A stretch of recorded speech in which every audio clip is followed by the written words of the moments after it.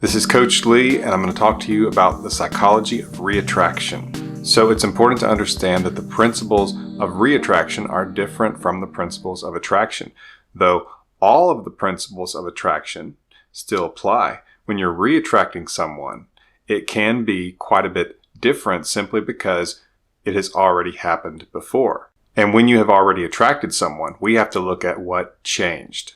And what's interesting is that the original factors of attraction could still be there. And what I often see is that it's the time and the intimacy that, while a good thing, can be what causes attraction to fall when certain circumstances are allowed to happen.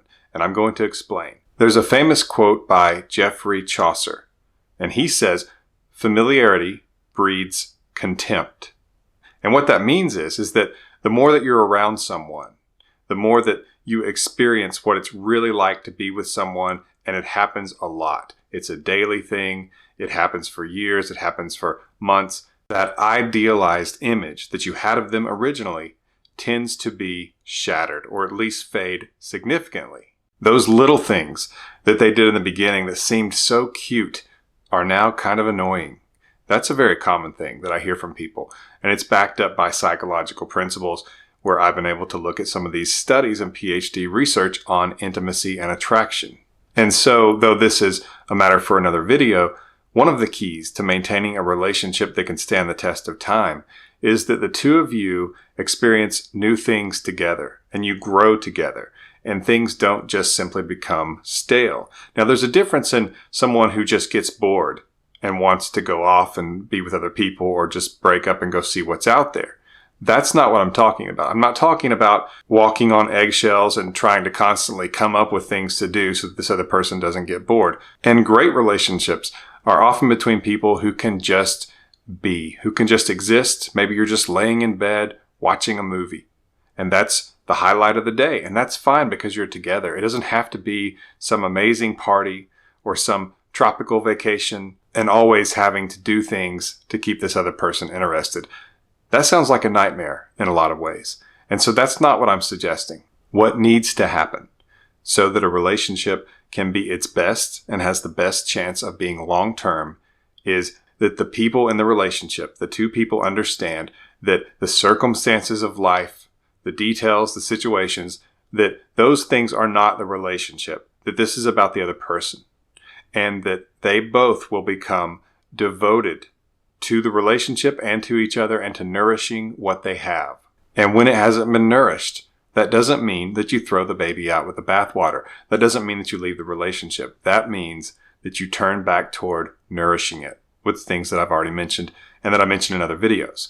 But let's talk for a moment about reattraction. And so that's where this person has decided they do not want to walk this path with you anymore. And it's where they have not seen things as I mentioned they should. They have not seen things as these circumstances of life are separate, and no matter what happens, we are together and we are going to work through this. When they stop seeing it that way, you can either decide that this is not worth it and that you are going to move on yourself, or you can decide you're going to try to reattract them and then work this out together. And that takes grace and forgiveness toward the other person. But if you decide to do that, that's your choice. And don't let people tell you you're making the wrong choice or that you should just ignore this person and walk your own way. If you feel that it's worth giving it another shot, then that's your business. So here are my 5 steps in the psychology of reattraction. Number 1, exploit being taken for granted. And that's what's happened here. Any breakup, any separation or divorce is where the other person has been taken for granted. The one who leaves is taking the person that they have left for granted. And that means that they're saying, you being in my life is already granted, no matter what situation I'm in. It means you'll be there. You are a given. And so I can do whatever I want. And if I ever change my mind, I can get you back. But they don't think they're going to change their mind. And so even that is not concerning for them at all, that they could be wrong about that. It's an assumption that they just walk with when they leave you. But it extended all the way back into the relationship, at least in the final stages before the breakup. This person took you for granted. And breaking up with you is the ultimate in taking you for granted. And how you exploit that is you show them that your presence is not granted in their life. It's not some wish that's been granted permanently, but it's actually something that is at great risk based on their actions. And how you do that simply is you don't chase them. You don't try to talk them back into your life. You don't constantly check on them, and you don't pursue them. For one thing, this has already been done most likely. Usually when the other person breaks up with someone, that person who's being broken up with will say, I don't want this. I love you. What can I do? We can fix this. And the other person says, no, I don't want that. And so that statement that you will change, that you want this relationship has already been said, and it's already known. So it doesn't have to be repeated. And at this point, basically, you have to, as I say a lot, give them the breakup. And that's how you exploit that they are taking you for granted. You remove yourself from the situation because their assumption is something that they're usually not even aware of. They have to be asked. And then when they start thinking about it and talking about it, they will actually say, I kind of think I could just get them back if I wanted them. That's a very common response from someone in that situation when they have to think about it. But it's inside. It's more of a gut level emotion rather than a thought, where they just feel like that because your value's lower and they therefore assume theirs is higher, that just simply because of the math of the situation, that they could get you back anytime and you would gladly take them back. You would be thrilled. So that's what you have to push against for starters. The next thing you have to do, step number 2 of how to reattract someone, is that you demonstrate independence. And so what that means is you do things without informing them, without them knowing, and without their help or their company. You go do your own thing. And you see, a lot of the times that will get back to them because nowadays, especially with social media, we are able to follow people. We're able to figure things out, especially if there's mutual friends.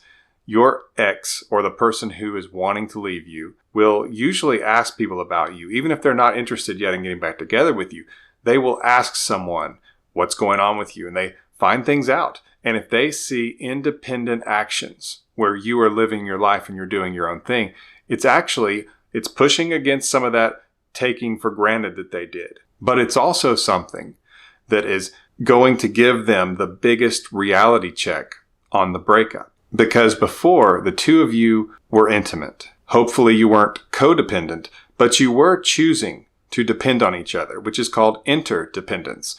When I expect and need something from you and I choose for that to be the case, I am interdependent with you, and it doesn't mean that I'm codependent. So I'm not obsessed and I'm not unable to function if you were to cease to exist. And so when you demonstrate independence, it is a big reality check for them because it shows that you are no longer in that intimate state with them. And you may think, well, how do they not know that if they broke up with me? They haven't thought that far ahead usually. They haven't experienced the reality of it. It's just a concept. And so when they actually have to see it, that's when they can actually feel a negative from it and experience negative consequences instead of just sort of this mirage that they think that they're going to run into. And so independent acts can be as simple as just going out and having a good time with your friends. It can be doing something new, like maybe buying a new car or another car, developing a new hobby, or finishing a project that you've been working on a long time and you just maybe have been putting it off. But it's something that's new and it can give you basically this different appearance.